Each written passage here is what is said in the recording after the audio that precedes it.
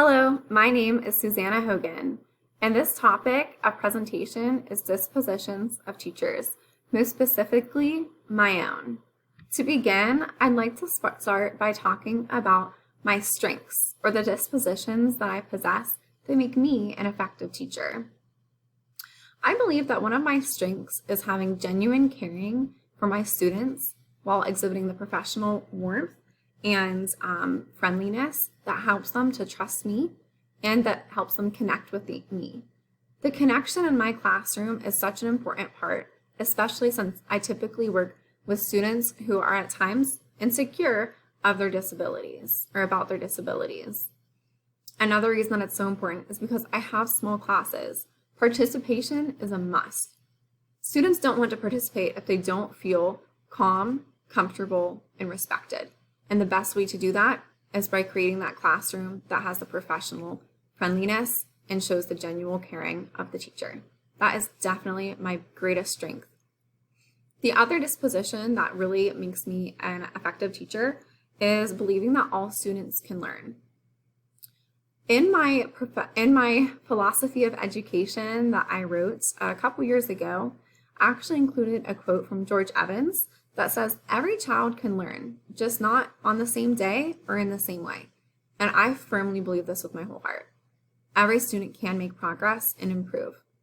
At times, their progress might be slower or have more ups and downs than a typical student.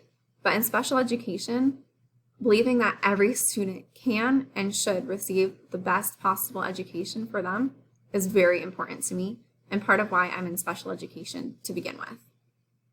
There are some dispositions that I certainly can work on to become a better educator, and the most important one is reflection.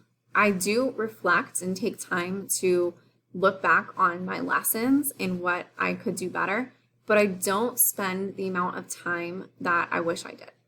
And to be an effective educator, I think I do need to go back and look at my lessons and see what I did that was great, that I should continue to do, and what I did that was not so great and that I need to fix.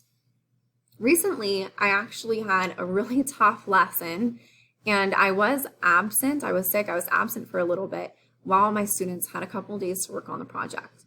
And I came back and it was a disaster.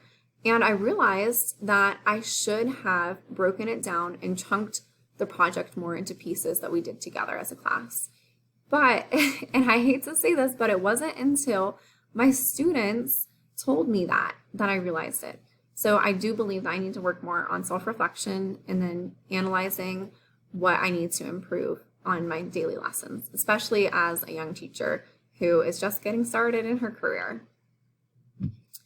The next subject that I'd like to speak about is how a professional educator looks and behaves. The picture on the right side of your screen is me with a couple of my students, and this was taken a couple years ago, but I thought it was a good picture to show the suit jacket and the typical black of a professional dress. However, I don't wear suit jackets every day. I do wear them for meetings, which I have a lot of IEP meetings as a special education teacher, but typically I wear something more like what I'm wearing today, which is a scarf, because it's Western Pennsylvania and you never know how cold it's going to get, and a dressy shirt with dressy pants in either flats or mini to low heels. I do believe that as a teacher we shouldn't look gaudy with too much jewelry.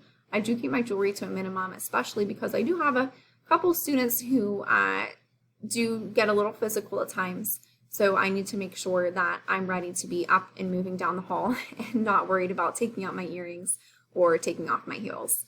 So I do believe that my career might not be the dressiest possible, but it is definitely important to still look like you care and are looking fancy in an appropriate way. For men, I think a professional educator looks a little different than the typical woman, mainly because they are a little more limited in what they can wear. I can wear shirts with fancy sleeves like I have on today. But men typically wear the button-down collar or button-up shirt with a collar and dress pants. So they are a little bit more limited, but they can still look very professional. And I do not believe they need to wear a suit jacket every day. or even a tie, but when it is an important meeting or they're being observed, I do think that's the best way for a professional educator to look. Last, I'd like to talk about the standards that guide educators' thinking and actions. And the standards can be found on pa.edu.gov for Pennsylvania teachers in particular. As a first-year teacher, I actually have a class simply about ethics, and every month I have to write up my own analysis of a different unit of ethics according to Pennsylvania Department of Education. So it's easy to review the guidelines because they're all posted on the website and easy to access. But the most important and kind of the golden rule of teaching in my eyes is to be respectful of your students, of your career, and of the community. And that to me is the universal standard that should guide any educator's thinking and actions. Thank you so much for listening to my presentation, and have a great night.